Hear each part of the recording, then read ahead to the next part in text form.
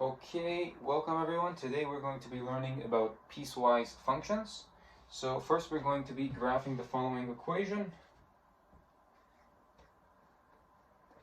F of x equals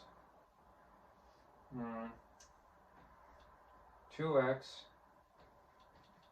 if x is less than 1, and we're also going to have x plus 1 if x is greater than or equal to 1. Okay, so this is our piecewise function. First of all, we're going to create the graph. Alright, so we got 1, 2, 3, 1, 2, 3, and then of course 1, 2, 3, 1, 2, 3. So first of all, we've got a linear graph, which is 2x. As we know, if we use the rules of slope, rise over run, we can understand that 2x refers to 2 up and 1 to the right in terms of when we're trying to graph the linear line. So let's begin with that. So we're going to start from 0. And we're going to do 1, 2, 1, 1, 2, 1, and plot the points like this. 1, 2, 1, 1, 2, 1. It goes something along this line here. However, since the restriction is x is less than 1, that means there's not going to be any actual representation of the line on the right side. So we're going to start going the opposite way around to the left horizontally. So we're going to start from the point of origin, and we're going to go 1, 2, left now. That's 1 point. 1, 2, left. That's another point. There you go. And so, since x is less than 1, this is the point where it is 1. So since it's going to be less than 1, we're going to draw the graph, all the parts of the graph that is less than 1, and then at the exact point that we reach 1, we are going to write a circle with a gap in it. This represents that the graph does not actually touch x equals 1, but that is where the point never touches it. Okay, so that's how you would represent that. And so we've got 2x if x is less than 1. Next, we have x plus 1 if x is greater than or equal to 1.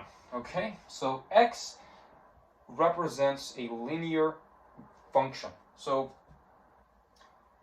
we're just going to do it the same way as we graph 2x. However, instead of going up twice, we're going to go up once. Go up once, go to the right once, etc. Right?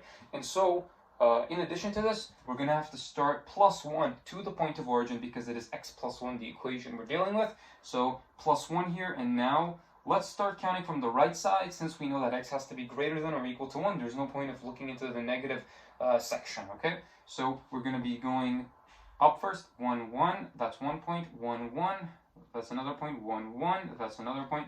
So we have our little graph here, but we know it's greater than or equal to 1. So we're not going to write from the point of origin to x equals 1. We're going to go from here to here.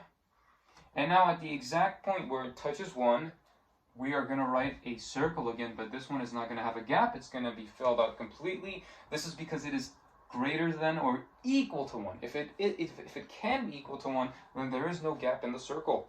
And so this is the representation of the graph. This is the piecewise function. So the next part of the question goes on to ask, is it discontinuous or not? So we can tell that this function is in fact, this function actually would be, let's just check, hold on, 1, 2, 1. Let me just go ahead and check the textbook, but I believe it should be discontinuous, but I might be wrong. So let's see here. So page 61. What question was it again? Question 14. The function is, as a matter of fact, continuous, so let's go ahead and see what we did wrong. So we can tell that it says 2x if x is less than 1. So we went 1, 2, 1, 1, 2, 1. Over here, we go plus 1 from the point of origin. I see what I did wrong. Okay, so what I did wrong was this line that I made was incorrect because I didn't use the plus 1 transformation correctly in x plus 1. So I'm supposed to do plus 1. So from 0, our point of origin is right here at 1. And now from here we start counting. I started counting from the point of origin 0. So from here we're going to go 1, 1, and then look at that. We're touching the same point as the other function. And then we go 1, 1, and then 1, 1.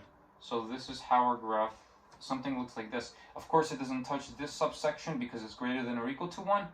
This line that we've graphed now here, it's going to be equal to 1, so we're going to shade in that part of the graph because it is equal to 1. And if you can see, the first function and the second function are going in a continuous line. Of course, the direction is going to be a little different. However, we're not precisely graphing too much. And so we have got what is called a continuous function precisely because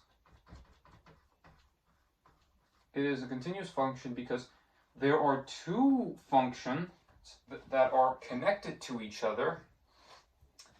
So it is continuous, it continues. And the next part of the question asks for the domain and range.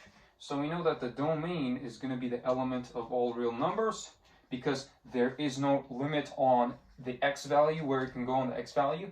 The base function y equals x is going to go infinitely on the x-axis. So that's why domain is element of all real numbers. The range is going to be the element of all real numbers as well, because if you can see, there is no restriction on if it can go down or up. And so that is the answer to this question. And that will be it for the first part of piecewise functions. And yeah, thank you for joining me.